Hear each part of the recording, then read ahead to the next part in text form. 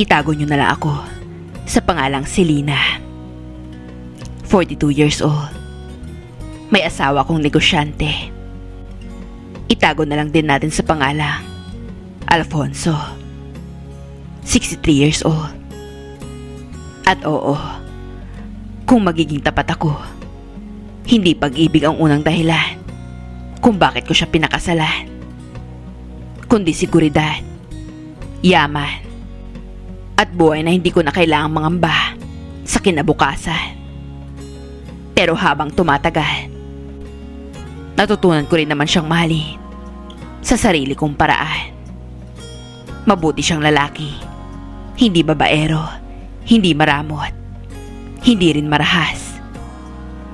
Pero habang tumatagal, para na lang akong magandang gamit sa bahay niya. Presentable, inaalagaan, pero naiiwang mag-isa. Dahil halos lahat ng oras niya, negosyo ang kahati ko. Kaya madalas, sa beach resort namin ako tumatambay. Doon ako humihinga. Doon ko nararamdamang may kontrol ako sa isang bagay. At doon ko nakilala ang lalaking hindi ko akalaing gugulo sa isip ko. Si Brian, ang all-around boy namin. Mas bata ng halos 20 taon sa akin. At halos kaedad na ng anak ko. At sa una, wala naman talaga. Trabaho lang. Utos. Sagot. Hanggang sa isang araw, may nangyari na maliit lang sana. Pero iyon pala ang simula. May supplier kaming dumating ng hapon. Nagkaroon ng problema sa delivery. Ako mismo ang nainis. At ako ang nagbuhat ng isang kahon para ipakita sa mga tao ang diferensya. Pero mabigat pala. Biglang nawala ang balanse ko. At si Brian agad ang humawak sa bewang ko para hindi ako matumba. Napahinto ang mundo ko. Hindi dahil nasalo niya ako, kundi dahil sa paraan ng pagkakahawak niya. Maingat, pero hindi nanginginig. At sa paraan ng pagbitaw niya, parang siya ang natakot, hindi ako. Mula noon, parang may kung anong nagbago sa hangin sa pagitan namin. Mas nagiging conscious ako kapag nasa paligid siya. Napapansin ko kung kailan siya dumadating. Napapansin ko kapag wala siya. At higit sa lahat, napapansin kong tumatagal na ang tingin niya. Hindi bastos, hindi lantad, pero hindi na inosente. At ako, hindi na rin. Isang gabi, nagpaiwan ako sa resort dahil may inventory akong tinatapos.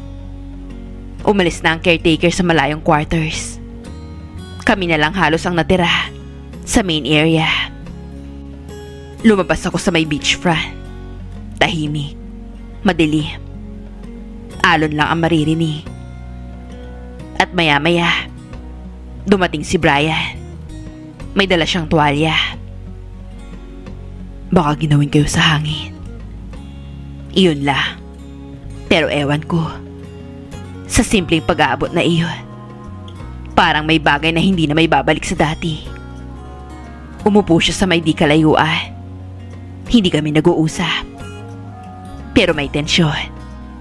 Yung klase ng katahimikan na parang mas maingay pa sa usapan. Hanggang sa tumayo ako para umalis. At sa buhangin, sumabit ang tsinelas ko. Napalingon ako. Nakita kong lumapit siya. Siya ang yumuko para ayusin iyon. At pag-angat niya, sobrang lapit na mukha namin. Halos maramdaman ko ang hininga niya. At sa unang pagkakataon, ako ang hindi umiwas. Walang nangyari nung gabing iyon. Walang halik. Walang paghawak. Pero doon unang may tumawi. Hindi katawan, kundi hangganan. At doon ko unang naisip kung magpapatuloy ito Hindi lang puso ko ang mapapahamak. Pati pangalan ko, pamilya ko, lahat. At imbis na umatras, doon pa yata ako nagsimulang matukso. At hindi ko alam noon na ang lihim na magsisimula sa resort na yon magiging isa sa pinakamatinding kasalanan at pinakamasarap na alaala ng buhay ko. Pagkatapos ng gabing iyon, sinubukan ko umasta na parang walang nagbago. Pero sino ba naman ang niloloko ko? Pagkatapos namin magkalapit ng gano'n, hindi na naging ordinaryo ang bawat pagkikita namin. Bawat tingin, may laman. Bawat katahimikan, may ibig sabihin. At ang mas delikado, pareho naming alam. Hindi naman agad may nangyari. At iyon ang totoo. Hindi naman basta isang gabi, nagising na lang kaming makasalanan. Unti-unti yun. Dahan-dahan. Parang alon. Nauna mong akala, simpleng dampi lang sa paa. Hanggang sa hindi mo na malayang nilulunod ka na. Mas dumalas ang overnight ko sa resort. Dati, para sa negosyo. Ngayon, may dahilan na rin hindi ko inaami. Kapag gabi, nag-iikot ako kunwari para mag-check ng mga cottage. Pero alam kong minsan, inaabangan kong makasalubong siya. At minsan, siya rin ang parang laging nasa tamang lugar kung nasaan ako. Minsan sa stockroom, minsan sa likod ng kubo, minsan sa beachfront na walang tao. Parang may sarili kaming mundong unti-unting binubuo. Isang hapon, kami lang ang nasa lumang kubo sa dulo ng resort. May inaayon siya sa may bubong. Sumilip ako. Mainit ang panahon. Tahimik. At habang pinapanood ko siyang magtrabaho, bigla niyang sinabi, "Ma'am, bakit parang iniiwasan niyo ako nitong mga nakaraan?" Natigilan ako. Hindi ko inaasahang siya ang unang maglalantad. Sabi ko, "Baka kasi dapat umiwas." Tinitigan lang niya ako. Hindi umiimi. Hanggang lumapit siya. Hindi mabilis. Hindi mapusok. Kundi dahan-dahan. At sa sandaling iyon, alam kong pwede pa akong umatras. Pero hindi ko ginawa. "Pero bakit nandito kayo ngayon?" Sambit niya. Hindi ko din alam. Dito ako napadpad ng mga paa ko. Ngumiti siya. Alam naming walang ibang tao noon doon. Hinawakan niya ang mga kamay ko. Hindi ako umiwas. Bagkus, lalo ko pang pinagkrus sa mga kamay namin. "Baka namimiss mo ko." Hindi ako sumagot. Pero tumango ako. At doon, unang may nangyari na hindi ko na mababawi. Hindi ko alam kung sino ang unang gumalaw. Basta ang alam ko, hindi ako tumutol. Hindi ko na ilalarawan pa kung paano. Basta ang masasabi ko, sa edad kong akala ko, wala nang kayang gumisi sa natutulog kong pagkatao. Doon ko muling naramdaman ang matagal nang nawawala. Init, pagkagusto, pakiramdam na hinahanap. At doon ako natakot. Dahil hindi ito simpleng tukso. May damdamin ng humahalo. Pagkatapos nun, dapat tumigil na kami. Pero hindi. Doon pa nagsimula. Mas naging maingat kami. Walang bakas. Walang text. Walang tawag. Sa resort lang umiira ang lihim naming dalawa.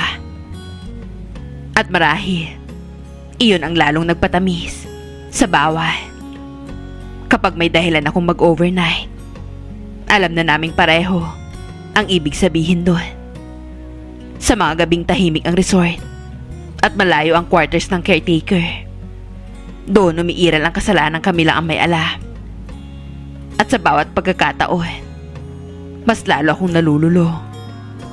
Hindi lang dahil mas bata siya, hindi lang dahil ibang klase ang atensyong binibigay niya, kundi dahil sa kanya. Pakiramdam ko, babae ulit ako. Hindi dekorasyon, hindi asawang naghihintay, hindi business partner, kundi babae.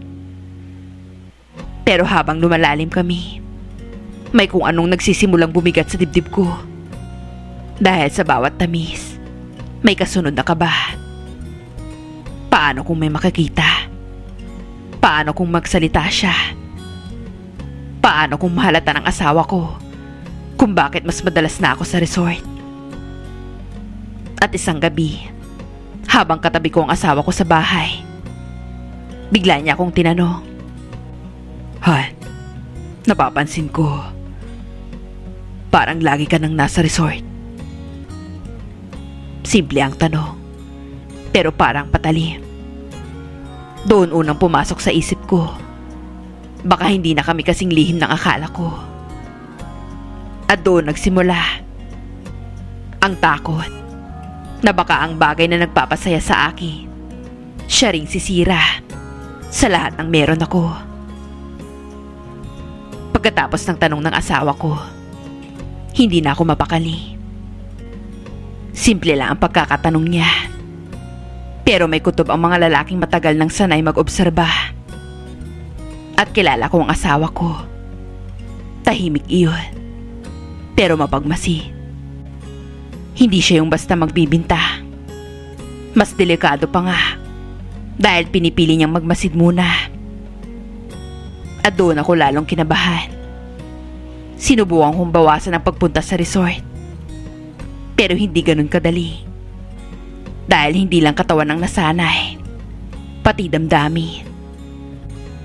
Kapag ilang araw kong hindi nakita si Brian, parang may kulang sa loob ko.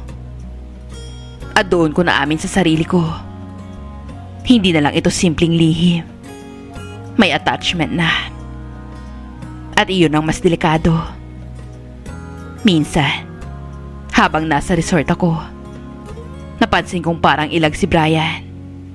Hindi tulad ng dati. Tahimik, may iniisip. Kaya tinanong ko siya, "Anong problema?" Sabi niya, "Baka po, sobra na tayo." Masakit ba rin dahil iyon ang totoo. Pero imbis na matauhan ako, lalo akong kumapit.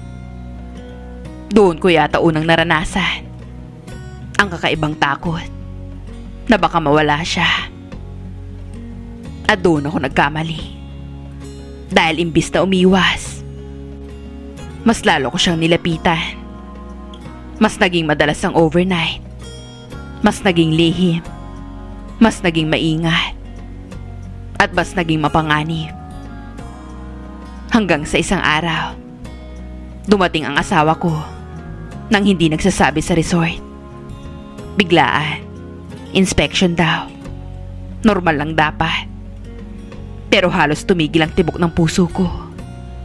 Dahil ilang oras lang ang nakalipas, magkasama pa kami ni Brian sa lumang kubo sa may dulo ng resort. Hindi niya kami nahuli. Pero sa unang pagkakataon, naamoy ko ang posibilidad ng pagkawasak. Habang kasama ko ang asawa ko sa pag-iikot, napansin kong tumingin siya kay Brian ng kakaiba. Hindi gali, hindi duda, pero parang sinusukat niya. Parang may binabasa. At mula noon, iba na. Mas madalas niya akong tanungin, "Mag-overnight ka na naman? Hindi ba kaya ng caretaker yan? Bakit si Brian laging kasama mo sa resort?"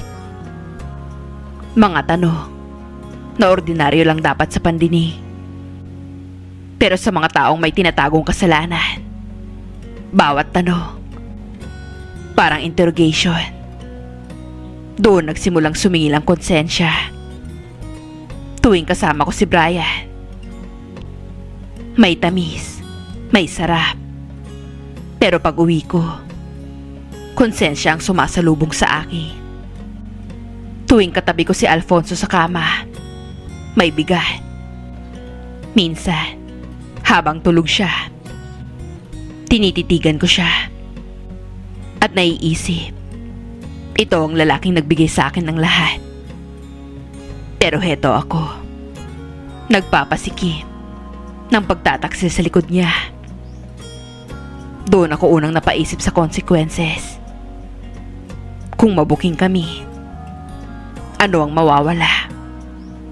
Ang pamilya ko, ang pangalan ko, ang buhay na kinasanayan ko, pati ang anak ko, madadamay. At baka kasuklaman niya ako. At doon unti-unting pumasok ang desisyong ayaw kong harapin. Kailangan ko itong tapusin. Pero paano? Paano mo puputuli ang isang bagay na ikaw mismo ang nagsimula? Na ikaw rin ang nalulong? Isang gabi, habang nasa resort kami ni Brian, tahimik lang. Pero ramdam naming pareho na may bumibigat. Doon ko nasabi, Brian, kung sakaling mahuli tayo, maraming mawawala sa akin. Matagal siyang hindi nagsalita. Pero pagkatapos doon, sabi niya, Ma'am, kung gusto niyo na pong tumigil, susunod ako. Walang drama, walang habol. At mas lalo akong nasaktan doon. Dahil doon ko nakita, mas malalim pa ito kaysa inamin namin. At sa gabing iyon, unang beses kong inisip ang bagay na dating imposible sa akin, na baka kailangan kong mawala siya sa buhay ko para mailigtas ang sarili ko. At doon, nabuo sa isip ko ang pinakamabigat na desisyong ginawa ko. Ang tanggalin siya bago pa kami tuluyang mahuli. Nang mabuo sa isip ko na kailangan ko siyang alisin sa buhay ko, akala ko madali. Pero hindi pala. Dahil iba ang desisyong naiisip mo sa desisyong kaya mong panindigan. Ilang araw kong ipinagpaliban. Kunwari busy ako. Kunwari may aasikasuhin. Pero ang totoo, duwag lang akong harapin ang katapusan. Dahil alam kong kapag ginawa ko yun, wala nang babalikan. Isang umaga, nagpunta ako sa resort. Nadala ang bala kong tapusin na ang lahat. Pero pagdating ko roon, nakita ko si Brian na parang ordinaryong araw lang ang trato sa mundo. Nag-aayos, naglilinis. At bigla kong naisip, paano nga ba kami umabot dito? Sa isang bagay na unay lihim lang, pero naging bahagi ng buhay ko. Doon ko naintindihan, mas mahirap putulin ang bawal kapag minsan kang naging masaya rito. Hindi na ako nagsayang pa ng oras. Tinawag ko siya sa lumang kubo sa dulo. Yung lugar na unang naging saksi sa kasalanan namin. Pagpasok niya, alam na yata agad niya. At mukhang nararamdaman na niya. Brian, may sasabihin ako. Tahimik lang siya. Tinitignan ako. At doon ko sinabi, kailangan na nating tumigil. At hindi lang tumigil, kailangan mo nang umalis dito. Parang ako ang nasasaktan sa bawat salitang lumalabas sa bibig ko. Matagal bago siya sumagot. Pagkatapos, mahina niyang tanong, "Dahil natatakot na po ba kayo?" Hindi ako nakasagot agad. Dahil oo. Natatakot na ako. Hindi dahil tumigil na gusto ko siya, kundi dahil alam kong mahal ang magiging kapalit nun. At hindi ko kayang isugal ang lahat. Hindi ko kayang ipagpalit ang lahat ng meron ako sa kung anong meron sa amin ngayon. Doon ko sinabi ang inihanda ko. Bibigyan ko siya ng malaking halaga, sapat para makapagsimula siya sa ibang lugar. Kapag umalis siya, wala nang dapat pag-usapan pa. Wala na siyang nagawa, kundi tanggapin yun. Tinanggap na lang niya. Hindi na niya pinili ang sitwasyon na meron kami. Parang iginalang niya ang desisyong hindi ko kayang ipaliwanag. Pero bago siya lumabas ng kubo, huminto muna siya. Tumingin sa akin at sinabi, "Hindi ko pagsisisihan ang lahat ng nangyari sa atin. Salamat, ma'am." Iyon lang. Pero parang may kumalat sa dibdib ko. At sa gabing iyon, nagkaroon kami ng huling lihim na pagtatagpo. Hindi bilang panibagong simula, kundi pamamaala. Parang parehong alam naming alaala na lang ang magiging kasunod. At marahil iyon ang dahilan kung bakit hindi ko iyon makalimutan hanggang ngayon. Dahil may mga bagay pa lang kahit alam mong mali, nag-iiwan ng tamis na hindi madaling burahin. Pagkalipas ng ilang araw, wala na si Brian sa resort. Umalis, tahimik, walang eksena, walang nakahalata. Nagpaalam lang siya sa mga kasamahan niya. Nababalik na siya ng probinsya niya.